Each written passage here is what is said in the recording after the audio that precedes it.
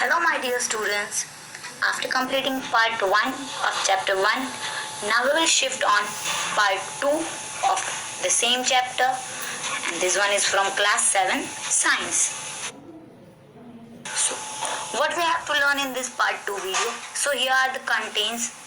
We have to learn modes of nutrition in plant, and in this one we specially learn about heterotrophs, that what are the heterotrophs and how many types of heterotrophs are there.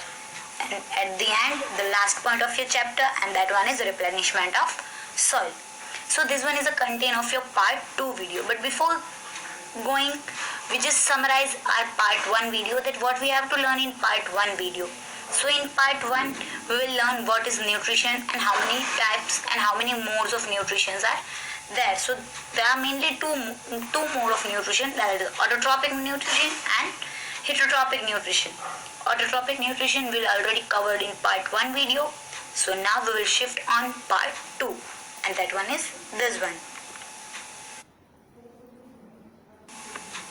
So we are starting with mode of nutrition. As I already explained you, there are two modes, autotrophic and heterotrophic. Autotrophic mode have photosynthesis process, and heterotrophic mode have 4 different parts, as I already explained you in part 1 video.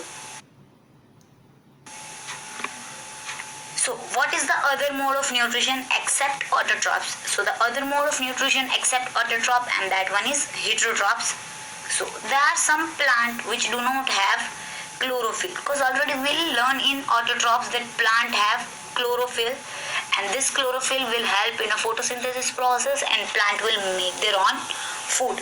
But what if some plant does not have chlorophyll? So that plant does not have capacity to do photosynthesis, and that plant cannot make their own food. So that plant have to survive. So this type of plant can survive with the help of heterotrophic nutrition. So they cannot synthesize their own food. As expected, chlorophyll absent, that's why they cannot synthesize their own food. Like humans and animals, such plants depend on food produced by others. So that type of plant is dependent on other things for the nutrition requirement, like human beings and animals. And that type of plants are known as heterotrophs, and the mode of nutrition is known as heterotrophic nutrition. Now, as I told you that are 4 parts, and that are parasitic, insectivorous, saprophytic and symbiotic. Now we have to learn one by one that all 4 parts. Then, so heterotrophic plants. Heterotrophic plants have 4 different kind of plants in them. So what are that 4 parts that we have to learn? So the first portion, and that is parasitic plant. Then second one, saprophytic plant. Third one is insectivorous plant, and the fourth one is symbiotic plant. These are the 4 parts in which heterotrophic plants are divided. So we have to learn one by one all the 4 parts. Now we will starting with the first point of heterotrophic nutrition, and that one is parasitic plant. So first of all, what is parasitic plant, that we have to understand. So parasitic plants are those plants which absorb food from another growing green plant, and that plant is called as host. Then that means a type of plant which are dependent for the food on another plant, and that another plant is known as host. अगर इसमें समझ में नहीं आया आप लोग को, then leave it. मैं आपको एक एग्जांपल देके समझाती हूँ. जस्ट अज्यूम करो, मैं जो चीज़ें आपको बोल रही हूँ वो चीज़ें आप अज्यूम करो कि 2 ट्री है. एक ट्री ऐसा है जो ऑटोट्रॉपिक है, जिसके पास फोटोसिंथेसिस की कैपेसिटी है, वो अच्छे से अपना फूड बना रहा है, अच्छे से ग्रो हो रहा है. और उसके बाजू में, मतलब थोड़ा दूर, उसके एक साइड पे एक ऐसा ट्री है जिसके पास फोटोसिंथेसिस की कैपेसिटी नहीं है. अब जिसके पास कैपेसिटी है वो तो मस्त ग्रो हो जाएगा, बट जो ये वाला प्लांट है जिसके पास कैपेसिटी नहीं है, तो वो क्या करेगा? सर्वाइवल के लिए वो बंदा कुछ तो करेगा. तो वो प्लांट भी क्या करेगा? कुछ ना कुछ करेगा कि भाई अब हम क्या करेंगे सर्वाइव करने के लिए. तो वो प्लांट एक ऑप्शन ढूंढेगा, आइडिया ढूंढेगा कि क्या करेगा. वो प्लांट अपना जो रूट्स है वो रूट्स लंबे करेगा. अब वो रूट कहाँ तक लंबे करेगा? वो दूसरा वाला जो ट्री था ना बाजू में, जो ऑटोट्रॉपिक था, वहां तक वो अपने रूट्स का क्या करेगा, लंबे करेगा, कि वो अपने रूट्स वो वाले प्लांट के रूट्स तक लंबे कर देगा। जो बड़ा वाला प्लांट था जो ऑटोट्रॉपिक है, अब उसके रूट्स उस प्लांट के रूट्स तक पहुंच गए। अब उसको यही तो करना था। अब उसने रूट्स को वहां तक पहुंचा दिया। अब रूट्स अपना काम करेंगे कि वो जो बड़ा वाला ट्री था उसके रूट्स तो अपना फूड बना ही रहे होंगे, वाटर वगैरह उसको सॉइल में से ले लेके अपने वाले प्लांट को दे रहे होंगे। तो ये वाले प्लांट के जो रूट्स है ना, वो क्या करेंगे, उस रूट्स में से थोड़ी थोड़ी चीजें क्या कर लेंगे, उसमें से एब्जॉर्ब करके अपने प्लांट तक पहुंचाएंगे। देन तो ये जो वीक प्लांट था जिसके पास कैपेसिटी नहीं थी, उसने क्या किया, अपने रूट्स को दूसरे ट्री के रूट्स तक लंबा कर दिया और वहां से फूड को क्या करना स्टार्ट कर दिया, अब्सॉर्ब करना स्टार्ट कर दिया। और वहां से एब्सॉर्ब कर करके वो खुद ग्रो होता गया। तो ये जो प्लांट है जो दूसरे में से एब्सॉर्ब करके ग्रो हुआ, वो प्लांट कौन सा हुआ, पैरासिटिक प्लांट। और वो जो बड़ा वाला ग्रीन ट्री था जो ऑटोट्रॉपिक न्यूट्रिशन कर रहा था, अपना फूड खुद बना रहा था, वो प्लांट कौन सा हुआ, होस्ट प्लांट हुआ, क्योंकि उसने वो दूसरे वाले प्लांट को अपने में से न्यूट्रिएंट दिया, उसने उस प्लांट को चीजें प्रोवाइड की। That's why that one is a host plant and the thing which is absorbing the nutrient from other plant, and that one is parasitic plant. So here is a image of parasitic plant. This plant is Cuscuta. कि इस तरीके से वो grow होते हैं कि क्या करेंगे कि दूसरे में से न्यूट्रिएंट लेके दे विल ग्रो। ना Cuscuta do not have chlorophyll. Cuscuta जो प्लांट है that does not have chlorophyll. It takes ready-made food from the plant on which it is climbing. कि वो क्या करेगा, जिस भी प्लांट के पास से रहेगा उस प्लांट में से अपना फूड लेके उसी के ऊपर क्लाइंब करके वो जिंदा रहेगा, इसी तरीके से अपना सस्टेनमेंट करेगा। The plant on which it climb is called as host, because we already know that कि जिस प्लांट में से वो न्यूट्रिएंट ले रहा है उस प्लांट को होस्ट प्लांट बोला जाएगा। तो ये वाला प्लांट जो है नीचे जहाँ पे मेरा रेड पॉइंटर है उसको देखना कि इस प्लांट में से ये Cuscuta अपना न्यूट्रिएंट ले रहा है। तो ये जो प्लांट है main plant that is known as host. Since it deprives the host of nutrient, it is called parasite. कि ये जो प्लांट है वो दूसरे प्लांट के ऊपर, ये प्लांट मतलब Cuscuta जो है वो अपने न्यूट्रिएंट के लिए दूसरे प्लांट के ऊपर डिपेंडेंट है। अब ये जो डिपेंडेंसी वाला रिलेशन है ना कि भाई एक दूसरे के ऊपर डिपेंडेंट रहते हैं लोग, that relation is parasitic relation, और इसीलिए इस प्लांट को पैरासिटिक प्लांट बोला जाता है। डन, समझ में आया आप लोग को? सो अब हम दूसरे पार्ट की ओर। So the second one is insectivorous plant. So what is insectivorous plant? अगर इसी चीज को हम थोड़ा डिवाइड करेंगे, देन इंसेक्ट्स मीन्स जो छोटे छोटे कीड़े होते हैं, that one is insect, and insectivorous मतलब इंसेक्ट्स को खाने वाला plant, that is insectivorous plant. So, insectivorous plant are those plants that derive some or most of the nutrient by tripping and consuming animals, mainly like insects. Then, so insectivorous are a type of plant which will eat insect and get the nutrients. So, that one is known as insectivorous plant. So, such insect-eating plant are called insectivorous plant. Getting my point? Just break the word itself and you can get it. What is insectivorous plant? Insect eating plant. Vorous, that means eating. Insect eating plant is known as insectivorous plant. Done. Now we will see the example of insectivorous.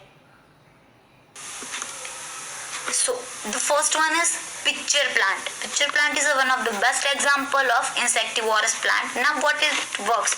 Insectivorous plants are such a beautiful plants. So आपकी eyes क्या हो जाती है, वहाँ पे ऐसे थम जाती है कि वाओ कितना ब्यूटीफुल प्लांट है। तो अगर ह्यूमंस को ऐसा होता है तो सोचो इंसेक्ट्स को कितना अट्रैक्शन होता होगा उन प्लांट के अकॉर्डिंग, कि वो इतने कलरफुल होते हैं, उसकी डिजाइन इतनी अच्छी होती है, तो दे आर अट्रैक्टिंग। सो क्या होगा कि ये इतने अट्रैक्टिंग होने की वजह से क्या होगा, वो जो इंसेक्ट है वो उसकी साइड क्या हो जाएंगे, अट्रैक्ट हो जाएंगे। अब अट्रैक्ट होगा इंसेक्ट तो इंसेक्ट क्या सोचेगा कि वहां पे जाके कुछ फूड खाते हैं, तो जैसे ही ये वाला इंसेक्ट आपको यहाँ पे दिख रहा है कि भाई ऐसे कोई भी इंसेक्ट होगा कि जैसे ही वो आके इसकी सरफेस के ऊपर बैठेगा तो इसकी सरफेस के ऊपर वो क्या हो जाएगा, चिपक जाएगा, क्योंकि इनकी ये जो सरफेस होती है ना वो बहुत ही स्लाइमी सरफेस होती है, स्लाइमी स्टिकी, मतलब कि ये चीजें चिपक जाए वैसे सरफेस होती है। तो ऐसे सरफेस के ऊपर आके क्या हो जाएगा, ये प्लांट ये इंसेक्ट चिपक जाएंगे, और जैसे ये इंसेक्ट चिपकेगा इसके ऊपर का ये जो लीड है वो लीड क्या हो जाएगा, बंद हो जाएगा, और इंसेक्ट अंदर का अंदर ही फंस जाएगा and it will be dead, और उसकी डेथ हो गई। और उसी डेड मटेरियल में से ये प्लांट क्या करेगा, अपना न्यूट्रिएंट गेन करेगा। सो इस तरीके से ये प्लांट अपना न्यूट्रिएंट लेते। ये सिर्फ एक बनाई हुई इमेज है, दैट मीन्स कि आर्टिस्टिक इमेज है, बट ये जो आपको साइड में इमेज दिख रही है that one is a real picture of that image, कि पिक्चर प्लांट ऐसे होता है कि इसका लीड क्या हो जाएगा, बंद हो जाएगा जैसे ही इंसेक्ट आएगा। So this one is the first example of insectivorous plant. Now we will look out the second example, and that one is Venus flytrap. Venus flytrap is also insectivorous plant and it works same only कि इनकी जो अंदर वाली surface होगी वो बहुत ही slimy and sticky surface होगी एंड अट्रैक्टिव होगी। So at the same way like a picture plant, insect will attract here and as and when insect sits here the Venus flytrap के ऊपर के जो दो एंड्स है इट विल बी क्लोज्ड। जैसे यहाँ पे आपको दिख रहा है कि ये जो दोनों ओपन एंड है वो क्या हो जाएंगे, क्लोज हो जाएंगे, एंड इंसेक्ट क्या हो जाएगा, अंदर ट्रैप हो जाएगा।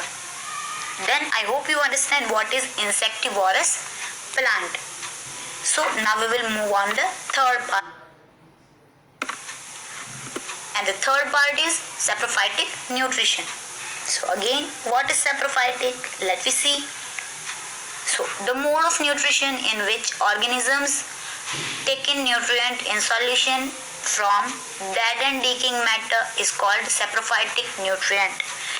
Agar in a simple way, if I explain you then a type of nutrient on which organism get food from dead and decaying matters, कि मतलब ऐसा न्यूट्रिशन जिसमें ऑर्गेनिजम्स कोई मरी हुई चीजों में से या तो कोई सड़ी हुई चीजों के ऊपर डिपेंड रह के उनमें से न्यूट्रिएंट लेंगे, that one is saprophytic nutrient. Organisms secrete digestive juice on the dead and decaying matter and convert into a solution form. अब ये तो हमने बोल दिया कि ऑर्गेनिजम्स मरी हुई चीजों के ऊपर या तो सड़ी हुई चीजों के ऊपर डिपेंड रहेंगे और न्यूट्रिएंट लेंगे, बट बना बैठा तो न्यूट्रिएंट मिलेगा नहीं, ऑर्गेनिज्म को कुछ तो वर्क करना पड़ेगा उस मरी हुई चीजों में से या सड़ी हुई चीजों में से न्यूट्रिएंट बनाने के लिए। So that organism have a secretion capacity, कि ऑर्गेनिज्म क्या करेंगे, it will secrete digestive juice, कि वो क्या करेंगे, अपने बॉडी में से डाइजेस्टिव जूस सिक्रीट करेंगे। अब किसके ऊपर सिक्रीट करेंगे, it will secreted on dead and decaying matter, कि डेड और डीकेइंग मैटर के ऊपर वो क्या करेंगे, डाइजेस्टिव जूस सिक्रीट करेंगे। अब डाइजेस्टिव जूस सिक्रीट होने की वजह से क्या होगा, वो जो डेड और डीकेइंग मटेरियल है वो क्या हो जाएगा, टूट जाएगा, ब्रेक डाउन हो जाएगा, और उनमें से अलग अलग चीजें कन्वर्ट हो जाएगी और उनके सॉल्यूशंस बन जाएंगे, और उनमें से प्लांट को क्या मिलेगा, और ऑर्गेनिज्म को क्या मिलेगा, अपना फूड मिल जाएगा, और प्लांट वहां से फिर क्या करेगा, उसी न्यूट्रिएंट की हेल्प से ग्रो हो जाएगा। देन अब उसके example fungi and Indian pipe. Fungi में भी कौन सी वाली fungi, so that one is agaricus. Agaricus is a fungi that will follow saprophytic nutrient, and the second one is Indian pipe. Here is a image of this one, the left side image, that one is the Indian pipe, and the right side image, and that is of a fungus image, कि ये fungi की image है, and ये वाली जो image है वो Indian pine की इमेज है। So these are the saprophytic plants. So now the last and a final point, and that is symbiotic relationship, or as you can say symbiotic plant. So how it works? So some organisms live together and share shelter and nutrient. As we all know that nobody is fully completed. कोई भी चीज़ ऐसी नहीं होती जिसके पास सब कुछ होता है. They have to depend on someone for something. Same as applies to plant. So every plant and every organism does not have capacity to do all the things by their own. So ऐसी चीज़ें कि जो fully capable नहीं होती है कुछ भी काम करने के लिए, तो वो क्या करेंगे, एक दूसरे के साथ शेक हैंड कर लेंगे कि भाई आधा काम मैं करता हूँ, आधा काम तू कर, वैसे दोनों का काम हो जाएगा। तो this type of relationship, the partnership relationship is known as symbiotic relationship.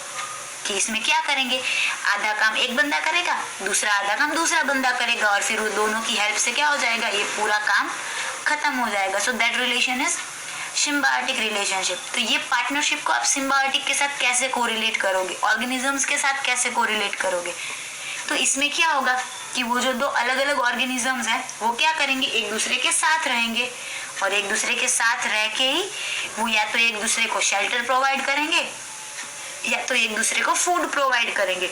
मतलब कि अगर एक के पास शेल्टर है, शेल्टर मतलब रहने की जगह, और एक के पास फूड है, तो क्या करेगा, एक बोलेगा कि भाई मेरे पास शेल्टर है पर फूड नहीं है, दूसरा बोलेगा मेरे पास फूड है पर शेल्टर नहीं है।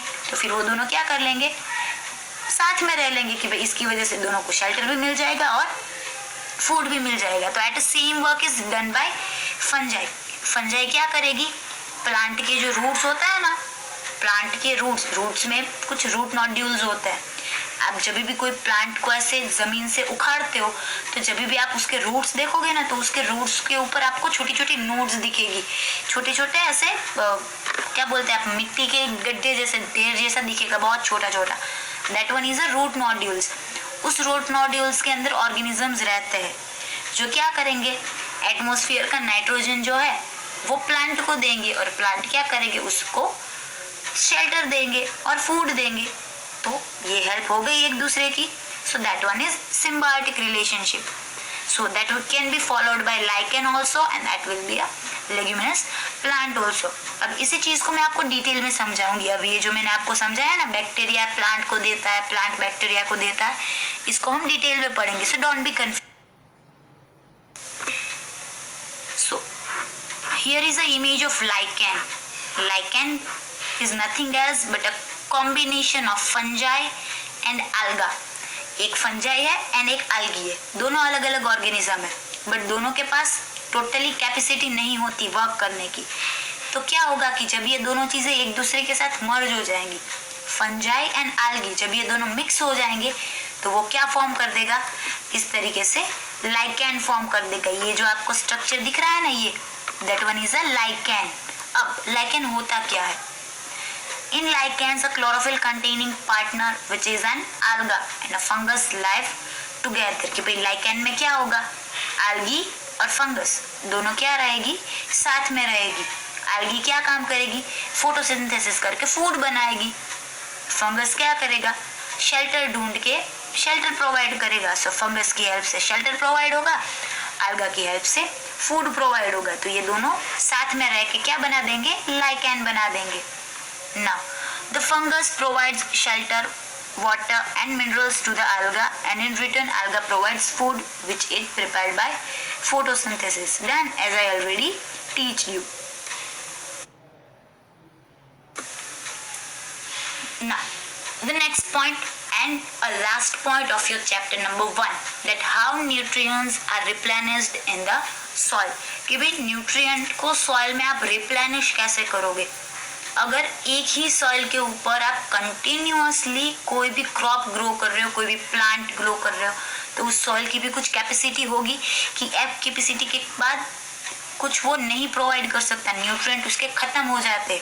तो अब उस सॉइल को आप वापस से रिप्लेनिश कैसे करोगे कि वो दूसरे प्लांट को उगा पाए। So continuous harvesting crops remove valuable minerals and salt from the soil. मतलब कि अगर एक जमीन के ऊपर आप कंटिन्यूअसली प्लांट और क्रॉप्स उगाते जाओगे तो उस सॉइल में से क्या हो जाएगा, न्यूट्रिएंट, मिनरल, सॉल्ट, वाटर, ये सारी चीजें क्या हो जाएगी, कम हो जाएगी। तो उसी चीजों को सॉइल में वापस रिप्लेनिश करने के लिए, वापस लाने के लिए आपको क्या करना पड़ता है, we have to add fertilizers. Fertilizers are the best example for the replenishment. So there are mainly two kind of fertilizers are there, natural fertilizers and chemical fertilizers. So now we will learn what is natural fertilizer and what is chemical fertilizer. So the first one is natural fertilizers. So again, what is natural fertilizers? So a type of fertilizer which formed from manure की जो manure में से बनता है, that one is a natural fertilisers. Now how it works, कि ये किस तरीके से सॉइल को रिप्लेनिशमेंट दे पाएंगे, किस तरीके से सॉइल में मिनरल्स एंड सॉल्ट प्रोवाइड कर पाएंगे। So the working is organic compound in it are decomposed by the bacteria in a soil to form mineral and salt. अब इसके अंदर क्या होगा, नेचुरल फर्टिलाइजर्स है तो इनके अंदर सारे ऑर्गेनिक कंपाउंड्स हो गए। अब ये ऑर्गेनिक कंपाउंड क्या होगा, हम फर्टिलाइजर्स के फॉर्म में सॉइल में डाल देंगे। देन अब सॉइल में जाके ये क्या हो जाएंगे, इट विल गेट डिकम्पोज्ड, कि ये क्या हो जाएंगे, डिकम्पोज्ड हो जाएंगे। किसकी हेल्प से, बैक्टीरिया की हेल्प से। अब ये क्वेश्चन होगा कि कौन से बैक्टीरिया, तो मोस्टली अर्थवॉर्म है, फिर सॉइल के अंदर ऐसे बहुत बैक्टीरियाज है कि इनकी हेल्प से क्या होगा, that fertiliser will decomposed and decomposed in a form of mineral and salt, कि भाई ये फर्टिलाइजर्स है वो डिकम्पोज होके उनमें से मिनरल्स एंड सॉल्ट बन जाएंगे। एंड दैट ये तो हमें चाहिए था, मिनरल्स और सॉल्ट बन के सॉइल में पहुंच गए। So at this way natural fertilisers work. Now the next one is chemical fertilizers. As the name suggests, chemical fertilizers are a type of fertilizers which is made from chemicals, mainly nitrogenous and phosphorus compounds manufactured artificially. अब chemical fertilizers में भी nitrogenous compound and phosphorus compound, these are the compound which is manufactured artificially, कि भाई इनको आप lab में या तो फिर बना सकते हो, लैब के अंदर आर्टिफिशियली बना सकते हो। तो ये आर्टिफिशियल बनाने के बाद इस केमिकल फर्टिलाइजर्स को हम सॉइल में इनपुट कर सकते हैं और फिर सॉइल को रिप्लेनिश कर सकते। Now the next point is leguminous plant, or else you can say this one is an example of your symbiotic plant. So first of all, what is leguminous plant, कि ये होते क्या है। तो in a simple way if I am saying what is leguminous plant, so that one are pulses plant, कि जितने भी pulses वाले plant है, कि जितने भी pulses, चिकपी है, फिर वो चिकपी ले लो आप, फिर मूंग बीन्स ले लो, ये सारी चीज़ें लेग्यूमिनस प्लांट और एल्स पल्सेस के अंदर आती है। तो ये सारे प्लांट लेग्यूमिनस कैटेगरी के हैं। अब ये प्लांट्स सॉइल को रिप्लेनिश करने में बहुत ही ज़्यादा एफिशिएंट है, बहुत ही वर्क करते हैं। किस तरीके से वर्क करेंगे ये अब हम देखते हैं। चलो, so I am talking about this portion, कि ये रूट नोड्यूल्स के बारे में मैं बात कर रही थी। आप जब भी रूट्स को खींचते हो ना, तो आपको ऐसे सॉइल के गड्ढे दिखते हैं, साथ गड्ढे नहीं बट ऐसे सॉइल के फॉर्म्स दिखते हैं रूट्स के साथ। तो इसको हम बोलते हैं रूट नोड्यूल्स। ये सारे रूट नोड्यूल्स है। अब ये जो रूट नोड्यूल्स आपको दिख रहा है ना, ये गोल गोल, इसी के अंदर बैक्टीरियाज रहते हैं और इस बैक्टीरिया की हेल्प से ही आप क्या कर पाते हो, सॉइल को रिप्लेनिश कर पाते हो। अब ये वर्क किस तरीके से होगा ये मैं आपको समझाती हूँ। Now the bacterium called rhizobium can take atmospheric nitrogen and convert it into a soluble form. ये थोड़ा आपको ऐसे लगेगा कि ऊपर से जा रहा है, कुछ समझ में नहीं आ रहा है, क्योंकि ये हाई लेवल बायोलॉजी है, बट मैं आपको सिंपल फॉर्म में समझाती हूँ कि ये होता क्या है। अब प्लांट जो है हमारा, उसके पास फोटोसिंथेसिस की कैपेसिटी है, वो फूड बना सकता है, बट एटमॉस्फेयर के अंदर 78% नाइट्रोजन है। उस नाइट्रोजन को कन्वर्ट नहीं कर सकता प्लांट कि, और वो नाइट्रोजन आपके कुछ काम का भी नहीं है। तो बट वो नाइट्रोजन प्लांट के लिए काम का है। उस नाइट्रोजन में से प्लांट क्या करेगा, मिनरल्स बनाता है, एमिनो एसिड्स बनाता है अपने ग्रोथ के लिए। पर प्लांट के पास तो कैपेसिटी है नहीं उस नाइट्रोजन को कन्वर्ट करने की, पर ये कैपेसिटी होती है कुछ बैक्टीरिया के पास, जैसे राइजोबियम है, एज़ोटोबैक्टर है। ये सारे ऐसे बैक्टीरिया है जिनके पास कैपेसिटी है एटमॉस्फेयर के नाइट्रोजन को कन्वर्ट करने की। तो ये ऑर्गेनिजम्स क्या करेंगे, जैसे जो प्लांट के रूट्स होते हैं ना, उनके रूट नोड्यूल्स में जाके सिम्बायोटिकली उसके साथ रहते हैं। अब साथ में रह के क्या करेंगे कि एटमॉस्फेयर का जितना भी नाइट्रोजन है वो सारा नाइट्रोजन कैप्चर कर लेंगे और उसमें से ऑर्गेनिक नाइट्रोजन बना देंगे। अब ऑर्गेनिक नाइट्रोजन बन जाएगा तो वो प्लांट को यूजफुल है, तो ऑर्गेनिक नाइट्रोजन बन गया, फिर वो रूट्स के थ्रू पूरे प्लांट तक पहुंच जाएगा। फिर उसमें से प्लांट एमिनो एसिड्स बना लेगा, अपने मिनरल्स बना लेगा, ये सारी चीज़ें उसमें से बन जाएगी। बट इस राइजोबियम के पास अपना खुद का फूड बनाने की कैपेसिटी नहीं होती। वो सिर्फ नाइट्रोजन को फिक्स कर सकता है और कुछ वो नहीं कर सकता। तो यही तो सिम्बायोटिक रिलेशनशिप का मतलब है कि इसने नाइट्रोजन को फिक्स किया, उस नाइट्रोजन की हेल्प से प्लांट ने फूड बनाया और वही फूड प्लांट क्या करेगा, इस ऑर्गेनिज्म को प्रोवाइड करेगा। तो हो गई सिम्बायोटिक रिलेशनशिप। और एक साइड अपना रिप्लेनिशमेंट भी हो गया। किस तरीके से कि भाई ये बैक्टीरिया थे, उन्होंने एटमॉस्फेयर के नाइट्रोजन को फिक्स कर दिया और उस नाइट्रोजन में से बहुत सारे अमीनो एसिड्स और मिनरल्स सॉइल के अंदर बन गए। तो सिम्बायोटिक रिलेशनशिप की रिलेशनशिप भी हो गई और आपकी सॉइल रिप्लेनिश भी हो गई। अब ये क्वेश्चन होना चाहिए कि ये रूट नोड्यूल्स और ये बैक्टीरिया कौन कौन से प्लांट के अंदर प्रेजेंट होंगे। So roots of gram, peas, moong, beans and other leguminous are provide them with nitrogen की है। ये जो सारे प्लांट है उनके रूट नोड्यूल्स में ये सारी चीजें प्रेजेंट होगी। And in return plant provide food and shelter to the bacteria. As I already explain you कि प्लांट क्या करेगा, जो फूड बना है वो इसको प्रोवाइड करेगा और दोनों की रिलेशनशिप चल जाएगी। Thus they have a symbiotic relationship. तो इसलिए इनकी रिलेशनशिप सिम्बायोटिक रिलेशनशिप है। इस रिलेशनशिप से इन दोनों को फायदा भी हो गया और तीसरा फायदा सॉइल को भी हो गया कि उनको अपने न्यूट्रिएंट मिल गए। So this is about leguminous plant, और else you can say symbiotic relationship, और else you can say replenishment of. So student, here is your chapter number 1 is totally completed. If you have any doubt, then just note down, or else thank you everyone. Have a good day.